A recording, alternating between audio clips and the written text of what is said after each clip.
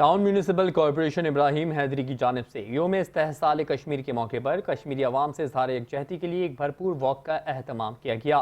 Walk کا آغاز agro technical college رزاق آباد سے ہوا اور اختتام ٹاؤن آفس ابراہیم حیدری پر ہوا۔ واک کی قیادت ٹاؤن چیئرمین نذیر احمد بھٹو نے کی۔ اس موقع پر میونسپل کمشنر مسرور نواز، ٹاؤن کے منتخب نمائندوں، افسران، سیاسی اور سماجی شخصیات، ملازمین، طلباء اور شہریوں کی بڑی تعداد نے شرکت کی۔ شرکاء نے ہاتھوں میں کشمیر کے حق میں اور بھارتی مظالم کے خلاف بینرز اور پلے کارڈز اٹھا رکھے تھے، جبکہ کشمیر بنے گا پاکستان اور کشمیری عوام کے ساتھ اظہار یکجہتی کے نعرے بھی لگائے گئے۔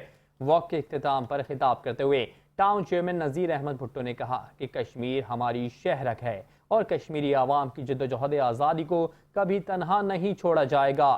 انہوں نے کہا کہ بھارت کی جانب سے 5 اگست کو مقبوضہ کشمیر کی خصوصی حیثیت ختم کرنے کا اقدام بین الاقوامی قوانین اور اقوام متحدہ کی قراردادوں کی کھلی خلاف ورزی تھا۔ انہوں نے عالمی برادری سے مطالبہ کیا کہ وہ مقبوضہ کشمیر میں انسانی حقوق کی خلاف ورزیوں کا نوٹس لے اور کشمیری عوام کو ان کا حق خود ارادیت دلانے میں مؤثر کردار ادا کرے۔ نذیر احمد بھٹو نے مزید کہا کہ پاکستانی قوم ہر سال یوم استحصال کشمیر منا کر دنیا کو یہ پیغام دیتی ہے کہ وہ اپنے کشمیری بھائیوں اور بہنوں کے ساتھ کھڑی ہے۔